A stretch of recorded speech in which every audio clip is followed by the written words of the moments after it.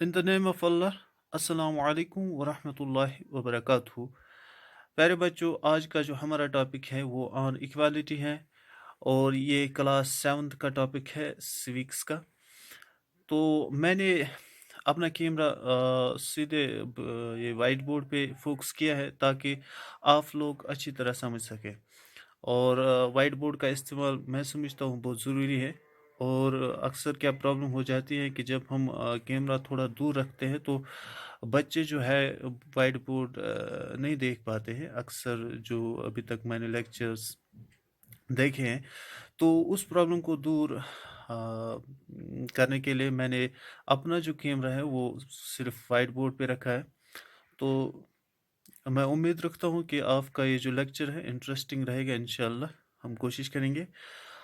तो शुरू करते हैं आज का जो टॉपिक ऑन इक्वालिटी। और ऑन इक्वालिटी जो टॉपिक है इसके नाम से ही पता चलता है कि आज की जो हमारी बात होगी, आज का जो हमारा जो डिस्कशन होगा, डिस्कशन तो नहीं कहेंगे क्योंकि यहाँ पे है ही नहीं कोई जिससे मैं बात करूं।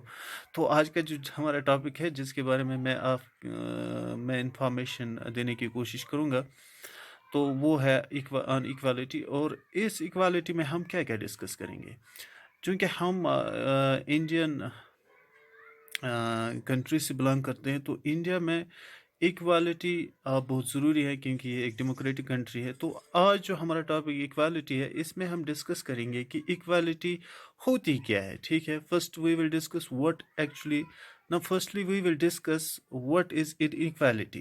क्योंकि हाँ, जब हमें इन इक्वालिटी का पता चलेगा तो we will have some idea about equality. उसके बाद हमें इक्वालिटी के बारे में पता चलेगा। ठीक है, तो पहले हम इन इक्वालिटी डिस्कस करेंगे, तो उसके बाद हम कोशिश करेंगे कि ये इनइक्वालिटी क्यों है, ये इनइक्वालिटीज हमारी सोसाइटी में क्यों है और व्हाट आर द रीजंस, ये किस लिए है। तो उसके बाद हम डिस्कस करेंगे कि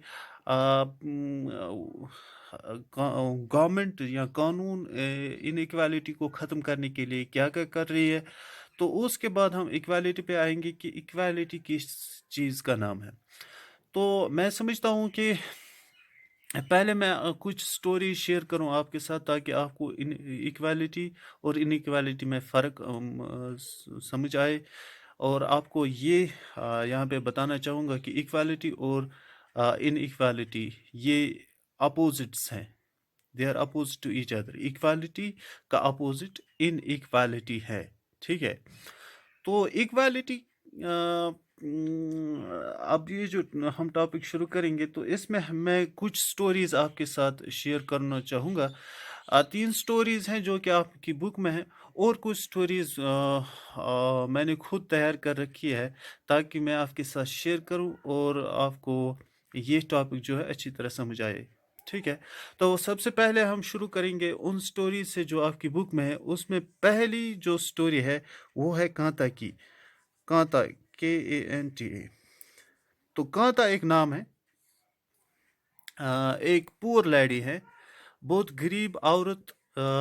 एक बहुत गरीब औरत की एक स्टोरी है। तो ये काम करती है एक अमीर घर में, works in A rich family. तो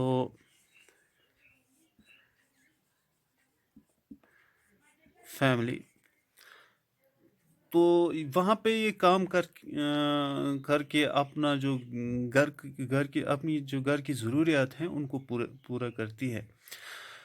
तो एक दिन क्या होता है कि अब ये वहाँ पे क्या काम करती है, पहले हम वो देखेंगे ये वहाँ पे करती क्या है। ये वहाँ पे खाना उनके लिए खाना पकाती है। उनका जो भी घर में काम होता है, झाड़ू पोछा कपड़े धोना वगैरह, वो सब करती है ताकि वो कुछ पैसे कमा सके और अपने घर में उसके बच्चे भी हैं। ठीक है, उसके इस औरत के बच्चे भी हैं। तो और उन बच्चों की ज़रूरियात का इसको ख्याल रखना है और बहुत सारे हेल्थ इश्यूज होंगे, एजुकेशन, बाकी सारी चीज़ें। तो उन सब चीज़ों का ख्याल रखने के लिए अब ये औरत काम करती है اور اس کے گھر گھر میں اور اس کا سے ہسبینڈ نہیں ہے، ٹھیک ہے، یہ اکیلی رہتی ہے اور اپنے بچوں کے اکیلی اپنے بچوں کے ساتھ رہتی ہے، اس کا ہسبینڈ نہیں ہے۔ تو ایک دن کیا ہوتا ہے، الیکشن ڈے ہوتا ہے، تو الیکشن ڈے پہ ظاہر سی بات ہے اس کو کام سے چھٹی ہوگی، کیونکہ الیکشن ڈے پہ سب کو ووٹ ڈالنے جانا پڑتا ہے، تو یہ بھی ووٹ ڈالنے جاتی ہے، ٹو کاسٹ ہر ووٹ۔ اب یہ اپنا ووٹ ڈالنے کے لیے الیکشن مطلب جہاں پہ ان کا یہ ہوتا ہے پولنگ بوتھ، وہاں پہ جاتی ہے ووٹ ڈالنے کے لیے۔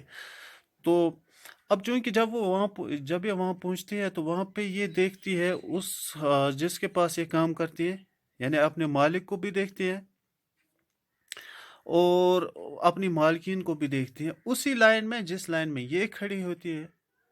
اب یہ انتظار کر رہے ہوتے ہیں کہ ہمیں ووٹ ڈالنا ہے، انتظار جب ہمیں پتہ ہے جب ہم ووٹ ڈالنے جاتے ہیں تو وہاں پہ ایک لائن ہوتی ہے، لائن میں سب بیٹھے ہوتے ہیں، پھر اپنی جو اپنی ٹائم کا انتظار کرتے ہیں سب کہ کب ہمارا ٹائم آئے گا ہم ووٹ ڈالیں گے۔ تو اسی طرح یہ بھی انتظار کر رہی ہوتی ہے، اتنے میں وہ پیچھے دیکھتی ہے کہ لائن میں کیا دیکھتی ہے کہ اس کا مالک بھی ہے، اس کی مالکین بھی ہے، اور بھی بہت سارے لوگ ہیں جن کو یہ جانتی ہے، وہ امیر ہوتے ہیں اور غریب بھی ہوتے ہیں، سب لائن میں کھڑے ہیں۔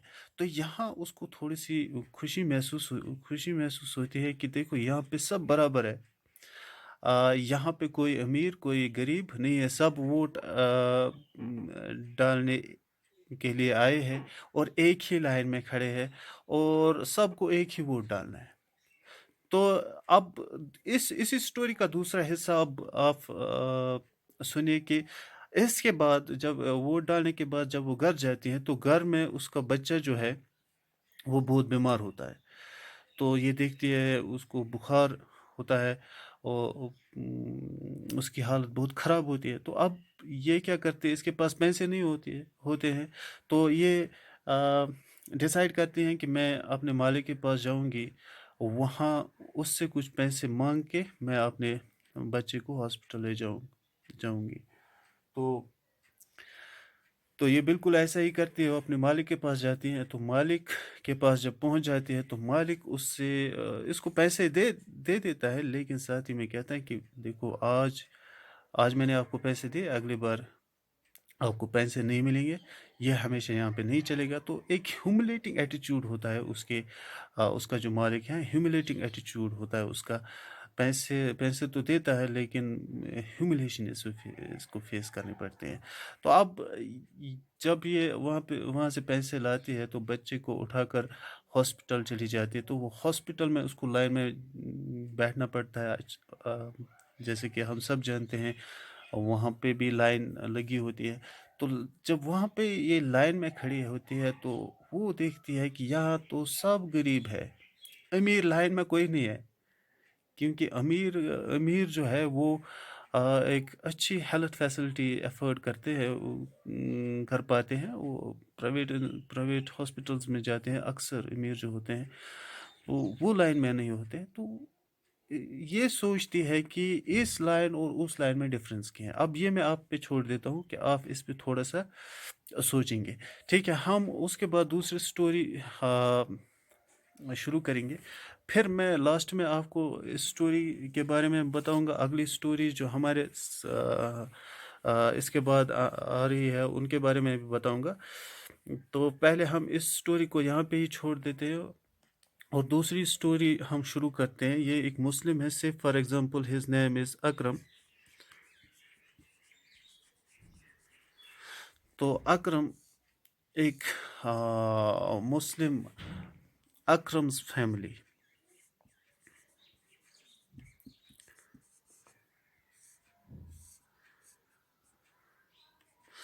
تو اکرمز فیملی، آپ کو نام سے پتہ چلا ہوگا کہ اکرمز فیملی جو ہے یہ ایک مسلم فیملی ہے، ٹھیک ہے؟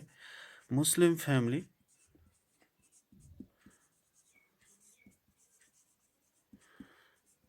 اور ان کو جانا پڑتا ہے کسی انڈین اسٹیٹ میں، تو سے for example for a business trip, اور یا پھر وہ کہیں گھومنے چلے گئے ہو، لیکن جانا پڑتا ہے کسی انڈین اسٹیٹ میں، سے فار ایگزامپل ہریانہ. ایسی اسٹوری آپ کی بک میں بھی ہے، لیکن میں نے تھوڑا سا اس کو چینج کیا ہے تاکہ آپ اچھی طرح سمجھ سکو. تو سے فار ایگزامپل یہ ہریانہ چلے گئے، وہاں پہ اسٹیٹ کا نام نہیں ہے، میں نے رکھ دیا تاکہ آپ سمجھ سکو، ٹھیک ہے. تو وہاں پہ اب یہ جب وہاں پہ گئے، سے for example for 15 to 20 days، یا یہ وہاں پہ ان کو وہاں پہ رہنا ہے، تو اس کے لیے ان کو ایک کمرہ بھی چاہیے ہوگا، تو ان کو ایک اپارٹمنٹ کی ضرورت پڑتی ہے جہاں پہ یہ رہ سکے. پھر رات کو وہاں پہ رہیں گے، کھانا کھائیں گے وغیرہ، پھر چلے جائیں گے جہاں پہ ان کو جانا ہوگا. تو اپارٹمنٹ لینے کے لیے جب یہ ہوٹل پہنچ جاتے ہیں، تو وہاں سے مالک سے جب بات کرتے ہیں، تو وہ اپارٹمنٹ پہلے وہ سب کچھ دکھاتے ہیں، دیکھو یہ آپ کا کمرہ ہے، یہ کچن ہے، یہ بیڈ روم ہے، یہ وغیرہ باتھ روم وغیرہ سب کچھ دکھانے کے بعد جب وہ ان کا نام جان لیتا ہے، تو وہ کمرہ دینے سے انکار کرتا ہے. تو ہی ریفیوزز، وہ ان کو انکار کرتا ہے کہ دیکھو آپ کو کمرہ نہیں ملے گا. تو یہ انکار کرنے کا سبب پوچھتے ہیں کہ what is the reason why aren't you allowing us to hire a room, hire an apartment here. ان کا جواب ہوتا ہے، بہت عجیب و غریب جواب ہوتا ہے کہ ہمارے یہاں سب ہندو ہیں اور ہم یہاں پہ گوشت نہیں پکاتے، تو یہاں پہ گوشت پکایا نہیں جاتا ہے. چلو for example meat is not cooked here. یا آپ کو بھی پتہ چلا ہوگا کہ یہ ایک لیم ایکسکیوز ہے، اور لیکن یہ ایکسکیوز بھی اس وقت ختم ہو جاتا ہے جب اسی دوران اس اکرم کی فیملی اور سب کو یہ گوشت کی بو آتی ہے. کسی نے اسی ہوٹل میں پکایا ہوا ہوگا، تو اس گوشت کی بو جو ہے ان کو بھی آتی ہے. تو اب یہ پریشان ہو جاتے ہیں. اب یہ جو مالک ہے وہ بھی سونگ لیتا ہے کہ گوشت کہیں پہ پکا ہوا ہے، اس کی بو آ رہی ہے. تو اب یہ کہتے ہیں کہ نہیں بھئی دیکھو آپ مسلم ہو، ہم مسلمز کو کمرہ نہیں دیتے. تو یہاں پہ سچائی پتہ چلتی ہے کہ ایک مسلم کو اپارٹمنٹ کرایہ پہ نہیں دیا جاتا ہے کیونکہ وہ مسلم ہے. ایک آدمی سے for example if he was a Hindu, تو اس کو آسانی سے وہ کمرہ دیتے، لیکن چونکہ وہ مسلمان تھا اس لیے اس کو کمرہ نہیں ملا. تو تیسری سٹوری کی طرف آتے ہیں. تیسری سٹوری ہے ایک دلت کی جس کا نام ہے اوم پرکاش والمیکی. یہ جو پہلی دو سٹوریز ہے، یہ پہلی دو سٹوری جو آپ کے ساتھ میں نے شیئر کی ہے، وہ مطلب وہ بنائی گئی سٹوریز ہے، لیکن اوم پرکاش والمیکی کی سٹوری ٹرو ہے. یہ سچی سٹوری ہے کیونکہ یہ اوم پرکاش والمیکی نے اپنی خود کی بک جوتھن جو کہ 1997 میں اس نے شائع کی، تو اس میں اپنی وہ سٹوری شیئر کرتا ہے. او سوری بچوں، یہاں پہ میرے موبائل کی میموری ختم ہونے جا رہی ہے، تو میں اس کلاس کو یہیں پہ روک دیتا ہوں. تو اگلے کلاس میں انشاءاللہ پھر ملیں گے. خدا حافظ.